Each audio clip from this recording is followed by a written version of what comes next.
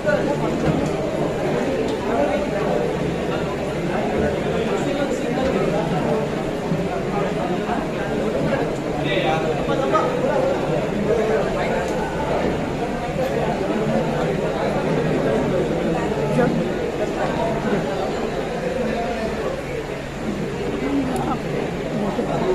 सांगणार आज आपण नवीन पक्ष प्रवेश केला त्याबद्दल आपल्याला थोडंसं ते बोला थोडं. पक्षप्रमुख माननीय उद्धव बाळासाहेब ठाकरे यांच्या लाक्षणिके आज आम्ही पक्षात प्रवेश केलेला आहे. कारण हेच की साहेबांचा शब्द म्हणजे वचन आहे. त्यांनी आम्हाला वचन दिलेलं आहे.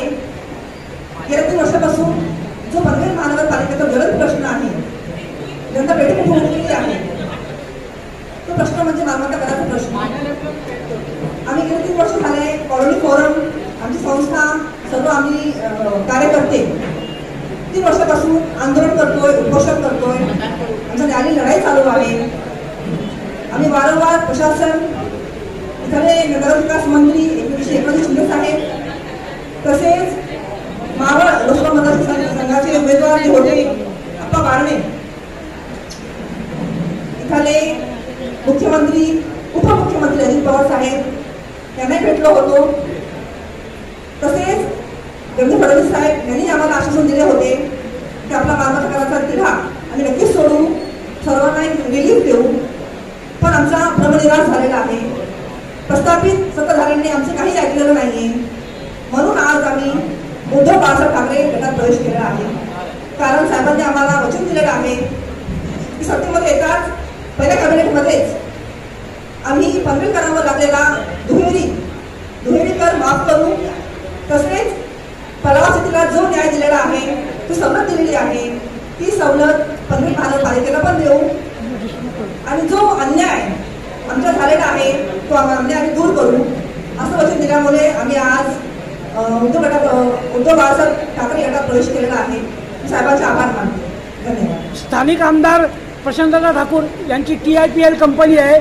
बहुतेक पनवेल महानगरीचा कॉन्ट्रॅक्ट असं त्यांना मिळतं असं ऐकणं, ही बहुतेक खरी आहे का नाही, याबद्दल थोडं स्पष्टीकरण द्या आपण. पनवेलचे आमदार प्रशांत ठाकूर हे आमदार नसून ठेकेदार आहेत. त्यांना जनतेची काही पडलेली नाहीये. त्यांचा मुख्य उद्देश राजकारणामध्ये फक्त ठेकेदारी मिळवणे हाच आहे. आपण आता शिवसेनेत प्रवेश केलेला आहे. जुनी शिवसेना आणि आपल्याला नवीन थोडंसं काय आपल्याला अडचण वगैरे असं काय म्हणजे मान सन्मान मिळेल का? नक्कीच पनवेल मनपा क्षेत्रातील सर्व जुनी शिवसैनिक आणि आज प्रवेश केलेली कॉलनी फोरमची टीम ही आता 2 वेगवेगळ्या नसून शिवसेना म्हणून आम्ही एकत्र काम करणार आहोत. तिथे महाराष्ट्र धर्म वाढवणे आणि महाराष्ट्र रक्षणासाठी आम्ही सर्व एकत्र काम करणार आहोत. आतापर्यंत आपण कॉलनी फोरम म्हणून वेगवेगळे कार्यक्रम राबवत होता. आता आपण शिवसेनेत तर कॉलनी फोरम संपली समजायची का? असं बिलकुलही नाहीये. कॉलनी फोरम एक सामाजिक प्लॅटफॉर्म आहे.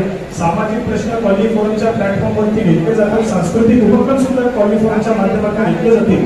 पण सत्तांतर करायला, बदल घडवायला सत्तेत जाणं गरजेचं असतं आणि राजकीय भूमिका घेणं गरजेचं होती.